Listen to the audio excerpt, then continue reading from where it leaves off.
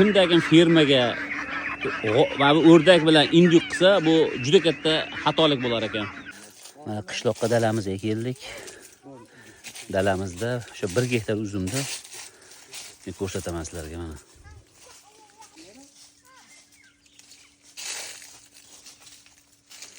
Mana shu yerda 1 gektar bog'imiz bor.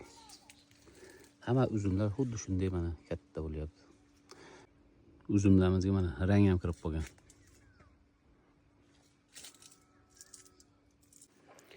Yerlardan unumli foydalanish kerak. Mana bu tomon 1 gektar uzum bog'. Bu tarafda bug'doy, hozir makka ekilgan. Bitta qo'chqor bor. Bir ko'rsataymi? Qorasi ham bor. Fermaga qiziqish uchun o'rdak bilan indyuk qildik. Mana hamma joy indyuk bo'lib ketdi, indyuk. Lekin kimdagi fermaga mana bu o'rdak bilan indyuk qilsa, bu juda katta xatolik bo'lar ekan. Yerlarim bilan tanishtirsam, mana chorva yerimga 40 gektar yer ajratilgan. 40 gektar yerda mana 20 gektariga bug'doy ekilib, o'shani o'rniga mana 20 gektar mosh ekildi. 20 gektar mosh ekdik. Qani bu yil sanab ko'ramiz, qanaqa daromad. Yerda bir qarish joyi bo'sh qolgan joyi yo'q, bir qarish joyi. Men eng xursand bo'lgan joyim, bu yerda ishlaydigan insonlar o'zlariga shu daraja sharoit yaratibdiki, e'tibor beringlar.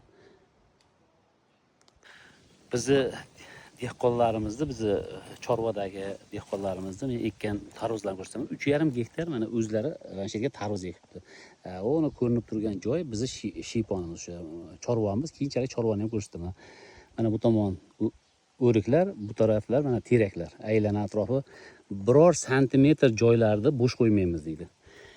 Mana bular tarvuzi kuzga tayyor bo'ladi. Hozir ekib qo'yishgan. Faqat tasonnay etish kerak bizni ishchilarimizga, haqiqiy mehnatkash bolalar. Bu taraf 5 gektar nima ekdilaring desam, mosh hali 20 gektarda 5 gektari bu tarafga ekilgan. Mana 15 gektar bu tarafda, 5 gektar mosh bu tarafda. Chorva yerlarimda ko'rsatdim. Endi makkalarni ham ko'rsatay. Mana shu yerda bir 10 gektar makka yer bor mana. 4 metr ekan bo'yi.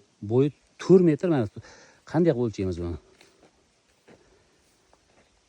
4 metr bor mana. Makkani shu darajada qaragan bizni dehqonlar. Mana qaranglar. Buni tushungan va ko'rgan odam bilsa biladi.